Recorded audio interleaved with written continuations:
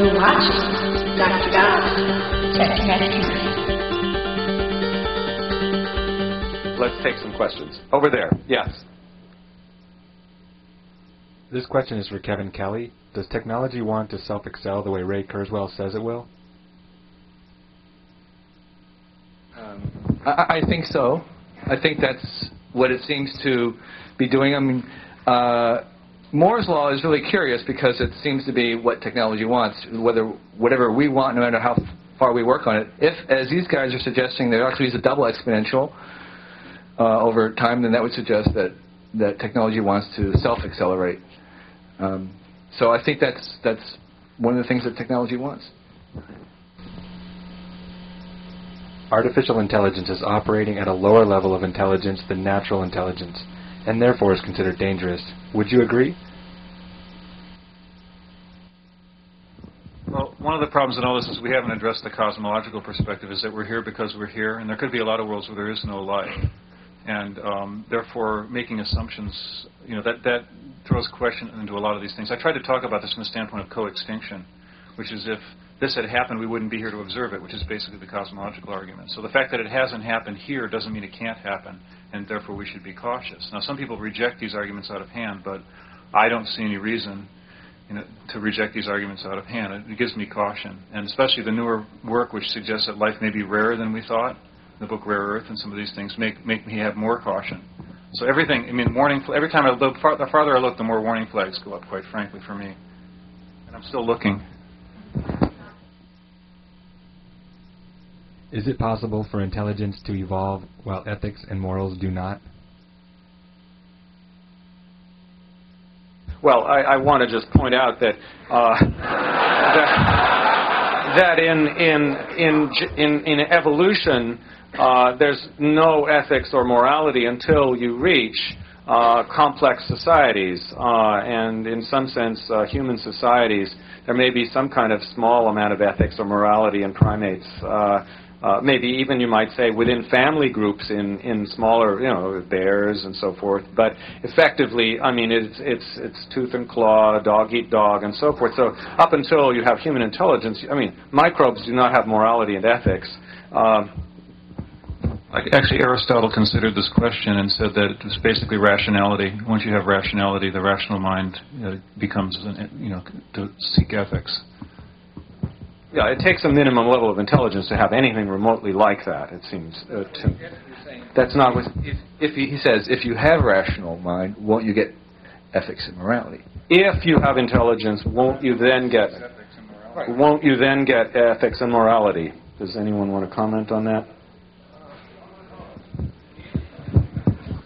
I disagree with sort of the whole premises underlying this. I basically think that ethics is self-interest, but at a larger scale, and altruism is self-interest at a larger scale. The reason rationality gets you there faster is because it can see the outcome of various actions and not do the stupid thing right away. In fact,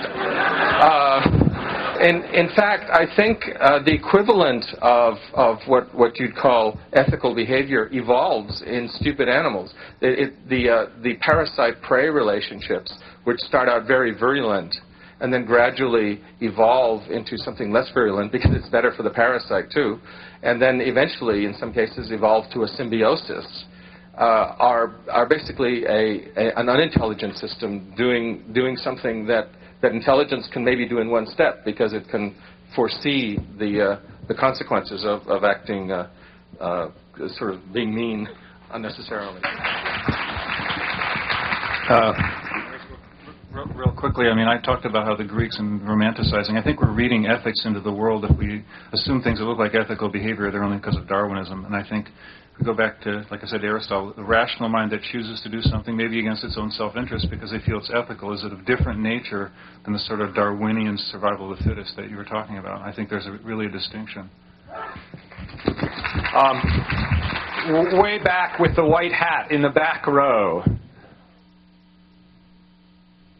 There's a lot of effort going into defining and developing artificial intelligence. Is there any comparable effort in defining artificial wisdom? Does anybody want to take that on? Ray?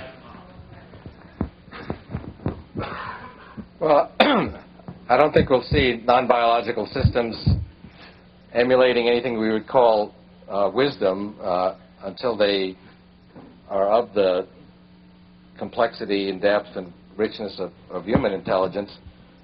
Wisdom, the ability to respond appropriately to emotion, to understand the contradictory and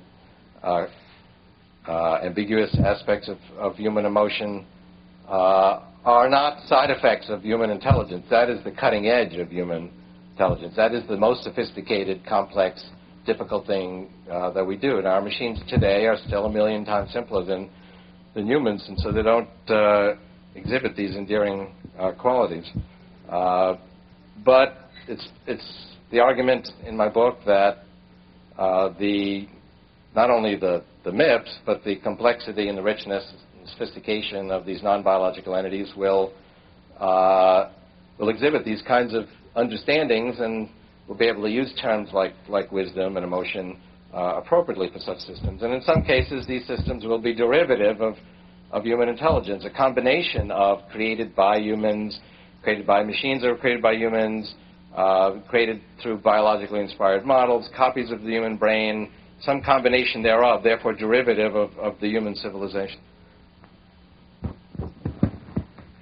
I'd like to give, I feel bad about this. The other room is not being represented. I do have one written question from the other room, and if we get some more written questions from the other room, so I'll be glad to read them aloud. It says here, anonymous question, what about the machine that has developed consciousness and wants to protect itself? Now, I can't interpret the meaning of this question, but Hans can. I think self-preservation is not a natural. I think self-preservation is not a natural for anything. I think it's a particular behavior that's built into things likes and dislikes. It's perfectly easy to make a super intelligent machine whose primary goal is to jump off a cliff. Something based on a theorem prover, depends on the axioms, what theorems it can come up with. So I don't think becoming intelligent will automatically make it want to preserve itself.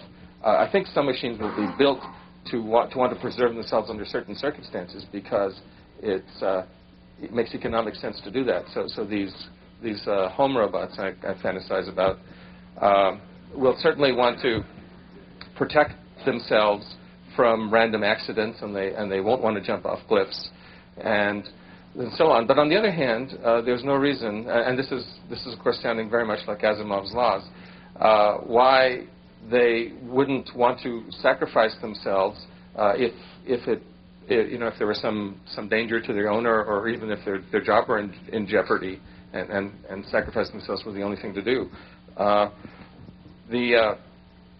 And those machines, in fact, would do well in the marketplace, because if there's a machine that gives its life for you, you'd probably recommend that model to your neighbors, and they would buy more of them, and the factory that makes them would do really, really well. And in fact, there's a biological model for this that's quite good.